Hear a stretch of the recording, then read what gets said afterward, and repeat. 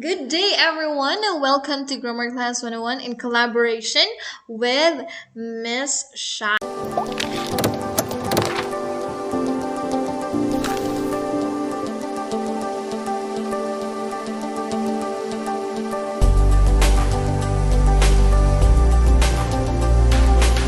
So, as a continuation, one of the topic under the physical and the sexual self for today, we're gonna talk about the erogenous zones. Okay, so this is very an interesting part of the physical and the sexual self. So, stay tuned. Okay, erogenous zones. What is this erogenous zone that I am saying? The erogenous zone, this refers to the parts of the body that are primarily receptive and increase sexual arousal when touched in a sexual manner. So ito yung mga parte ng ating katawan na kapag hinawakan in a sexual manner, mag-i-increase ang ating tinatawag na sexual arousal. Some commonly known erogenous zones are the mouth, the breast, genitals, and also the anus. Erogenous zones may vary from one person to another. So kapag yung erogenous zone mo ay yung mouth, hindi natin sinasabi na sa iba mouth then so baka sa ibang parts. Okay, kaya tinatawag na the erogenous zone magva-vary yan from one person to another. Other common areas of the body that can be aroused easily may include our neck, the thigh, the abdomen, and also the feet. Let's talk about the human sexual behavior. Human sexual behavior, this is defined as any activity. Any activity, it's either solitary, between two persons, or in a group that includes sexual arousal. Okay, that is according to Gebhard 2017. There are two major factors. No, there are two major factors that determine human sexual behavior. So what are those? We have the inherited sexual response patterns that have evolved as a means of ensuring reproduction and that become part of each individual's genetic inheritance. Number two factor, the degree of restraint or other types of influence exerted on the individual by society or uh, by in society in the expression of his sexuality. So those are the two factors. Yun yung dalawang factor na pag-determine ng ating human sexual behavior. So we have here two types of behavior. May two types ng behavior class. Pero actually, there are various types of human sexual behavior which are usually classified according to gender and number of participants, no? Yun yung pagka-classify natin sa types ng behavior. It's according to gender, kung sino, what gender are you into when you are having your sexual behavior or ganun, you know what I mean. And the number of participants, ilan pala kayo sa sa ginagawa ninyong sexual activity, ilan kayo? So yun makaklasify natin kung what type of behavior meron kayo sa sex. Okay, there is a solitary behavior which involves only one individual. Ikaw lang. Kapag ikaw lang mag-isa, ang tawag sa ganyang behavior ay solitary. Sociosexual behavior, this involves more than one person. This is generally divided into heterosexual, this is with male and female, and homosexual kapag you are into male with male and female with female. Okay, so sociosexual, it involves more than one. Kasi say, kapag ikaw lang isa, solitary ang tawag dyan. So, more than one. And sa more than one na yan, malalaman din natin if you are hetero or homo. Okay, homo ang tawag sa'yo kapag lalaki ka tapos gusto mo lalaki. Or babae ka tapos gusto mo babae. Okay? Hetero ang tawag sa'yo kapag babae ka gusto mo lalaki. Kapag lalaki ka gusto mo babae. Ayan, hetero yung tawag sa'yo. Okay, so what is this solitary behavior? The self-gratification means self-stimulation, which will lead to sexual arousal and generally sexual climax, of course. Usually, this self-gratification generally take place in private as an end itself, but can also be done in social-sexual relationship.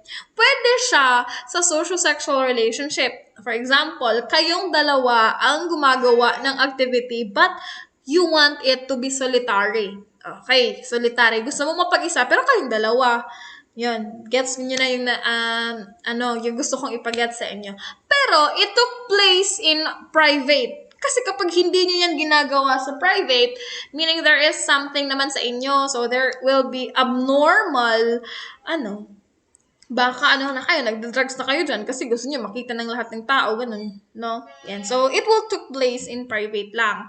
Generally, it begins at or before puberty and is very common among young males but become less frequent or is abandoned when social-sexual activity is available. Ayan. Itong solitary behavior na to, mag-i-end siya meron tayong kung magde-decline ng paggagawa mo nitong solitary behavior kapag meron ka ng social sexual activity or meron ka ng kapartner, so hindi ka na magsusolitary.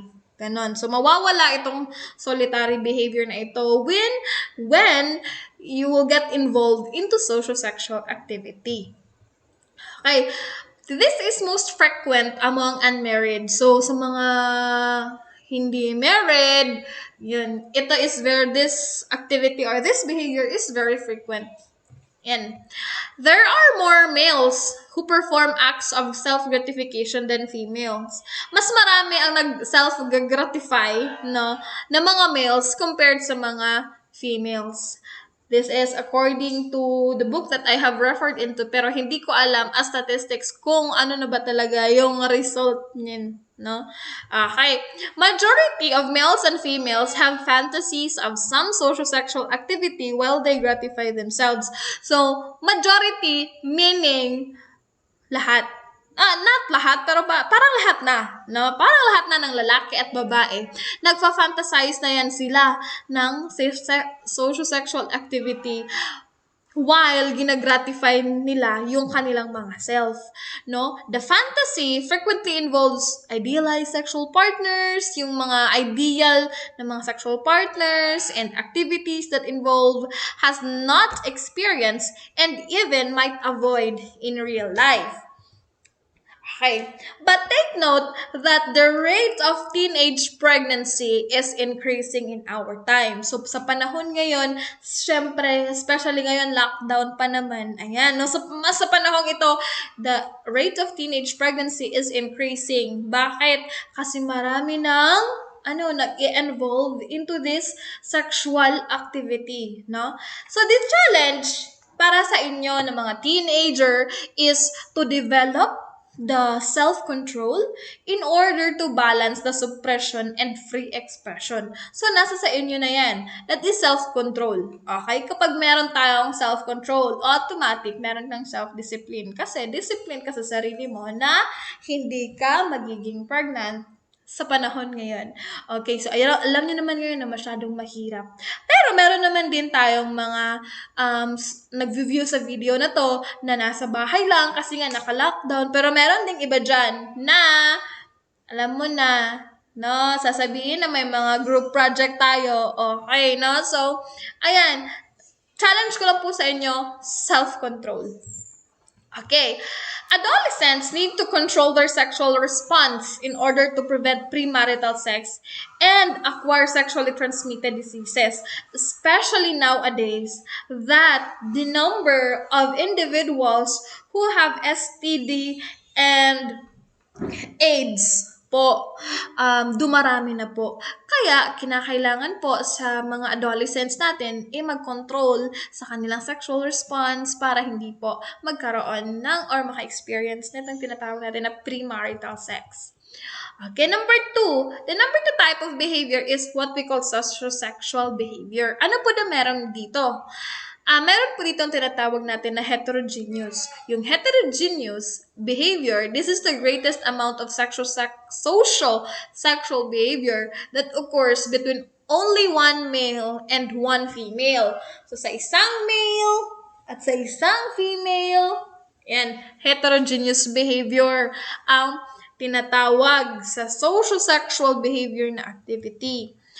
Physical contact involving necking and petting, which is considered as an ingredient of learning the process and eventually of courtship and the selection of a marriage partner. Pero take note, sa Philippines, hindi po ini-encourage ngayon sa atin, especially sa ating kultura, na magkakaroon muna ng sexual activity bago in selections of marriage partner kasi po hindi po yan ini-encourage dito sa atin. But in Western countries, ito po yung paraan nila upang malaman nila kung sino po yung karapat-dapat na maging partner sa marriage kapag nag-ano sila dito.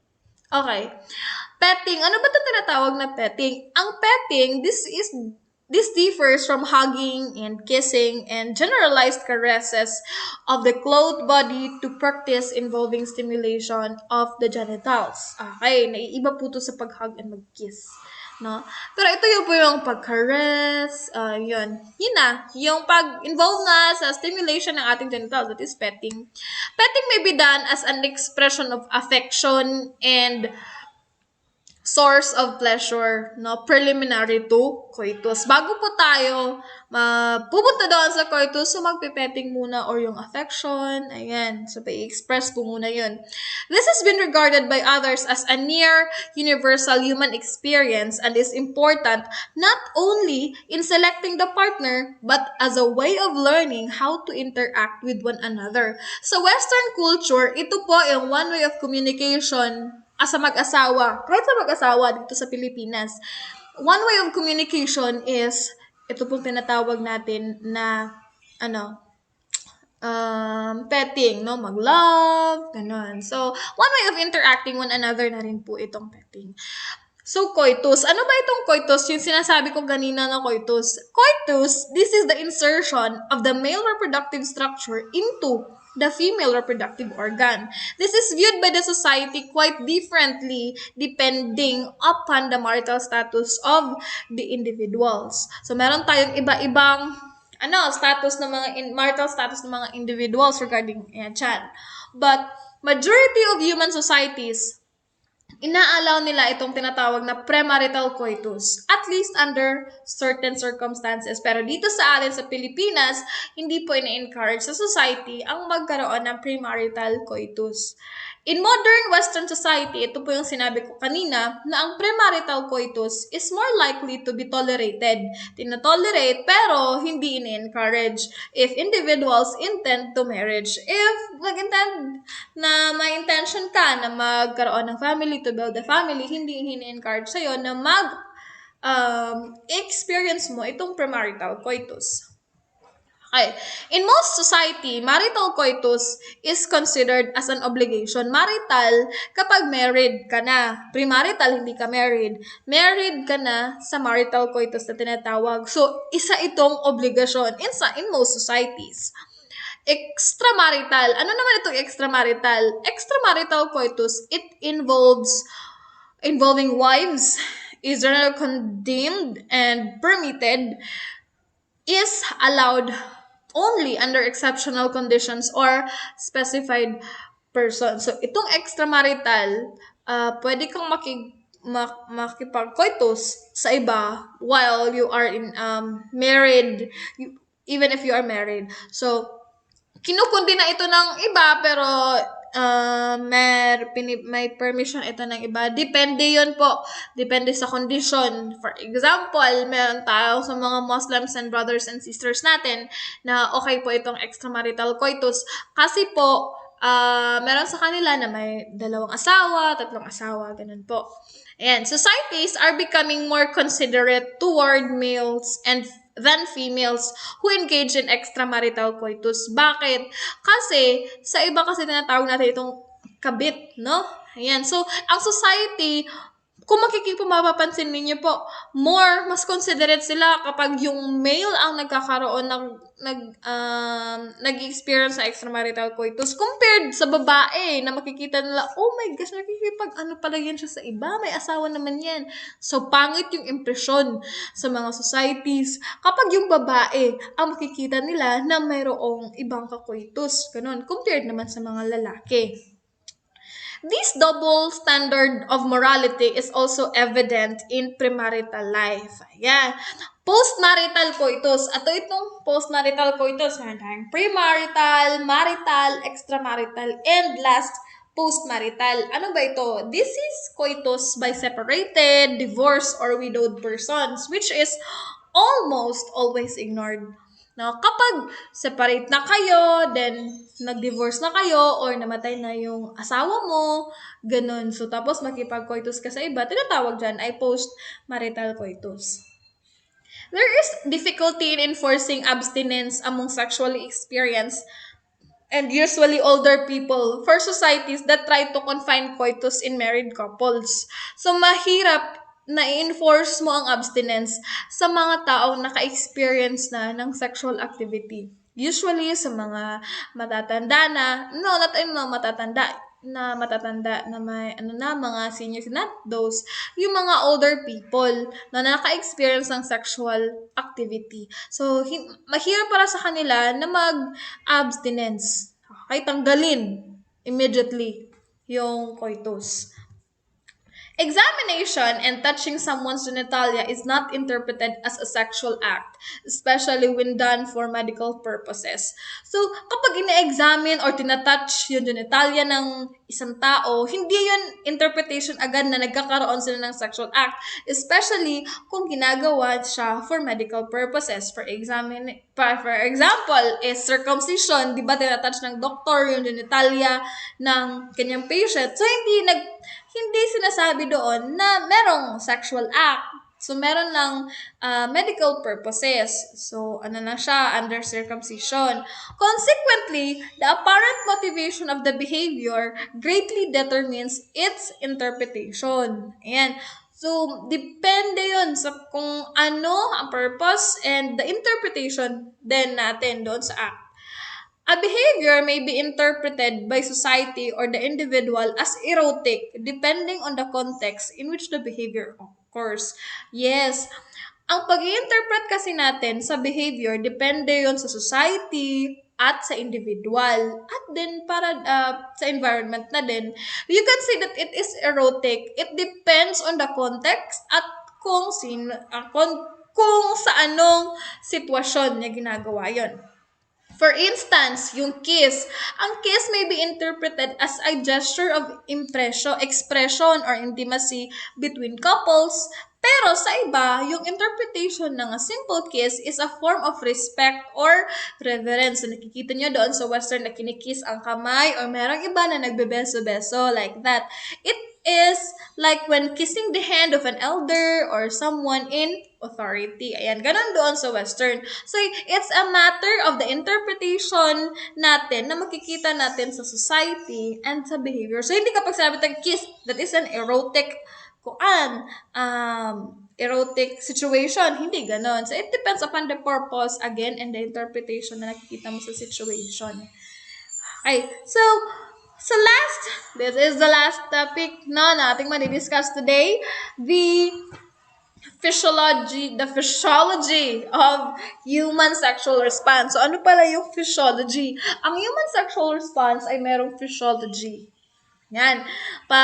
Ibig sabihin, ito ay nagpa-follow ng pattern, no, of sequential stages or phases when sexual activity is continued. Ayan. So, meron tayong mga stages na ito yung pattern na dinadaanan ng human sexual response. Okay. So, meron tayong number 1, excitement phase. Ayan, na-excite ka kapag, nakikita mo si partner, ganun. Ano ba yung may experience mo para masabi mo na nandito ka na sa phase of excitement?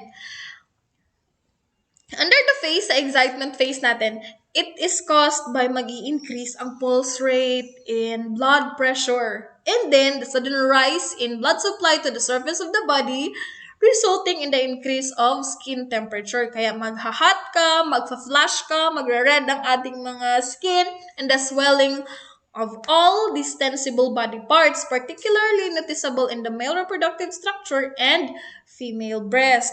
So, ma-observe nyo dyan sa mga area na yan na kapag mafe-feel nyo yung, ano, na yung kaibahan na sa normal, dyan sa mga reproductive structure na yan, masasabi natin na nandyan ka na sa excitement phase. The more rapid breathing, lalakas yung paghinga mo, the secretion of genital fluids, the vaginal expansion, and a general increase in muscle tension. These symptoms of arousal eventually increase to a near maximal physiological level that leads to the next stage. So kapag masyado nang mataas or masyado nang mabilis, more than the rapid breathing is more rapid, no? The rapidity, ay pupunta tayo doon sa second level ng physiology. Ano naman yon? This is the plateau phase. Ang plateau phase, it is generally a brief duration. Masyadong short ang duration ng phase na ito. If stimulation is continued and orgasm usually occurs. So sa time na ito, malalabas na ang ating mga orgasm. Meron din tayong tinatawag na sexual climax. So, kagaya sa mga story, merong climax. So, sa sexual behavior, meron din. It is marked by a feeling of abrupt, intense pleasure, a rapid increase in pulse rate, and blood pressure, and spasms of the pelvic muscles, causing contractions of the female reproductive organ, and ejaculation by the male. Kapag mag-i-end na ang sexual climax ay, ano na mangyayari? Yan, mag-ejaculate na ang ating mga male. It is also characterized by involuntary vocalization. Meron ding mga involuntary vocalization. So, during this activity, kapag nag-vocalize kayo, that is involuntary. So, involuntary yan. Hindi mo yan mapipigilan. This only lasts for a few seconds. Normally, not over 10. So, ang sexual climax ay hindi lalagpas sa 10 seconds. Right after 10 seconds or less, ayan, mag-end na din yung climax. And then, pupunta na din doon na sa last stage, which refers to the resolution. Ang resolution, this is the return to a normal or subnormal physiologic state. So, babalik ka na sa normal, sa stage na ito. Males and females are similar in their response sequence. So, sa responses na pinakita ko sa inyo, starting from excitement, plateau, sexual climax, and resolution phase, pare-pareho lang po ang lalaki at saka babae. Pero, ang mga female, they are physically capable of repeated orgasm. Pwede sa kanila ang orgasm na paulit-ulit without the intervening rest period kahit hindi nagre-rest. Pwede ang babae or capable siya na mag-repeat ng kanyang orgasm which is required by the males. Ayan. So, thank you so much for listening and for watching this video. Kindly like if you like it and don't forget to subscribe. Thank you so much and see you for our next topic. Bye!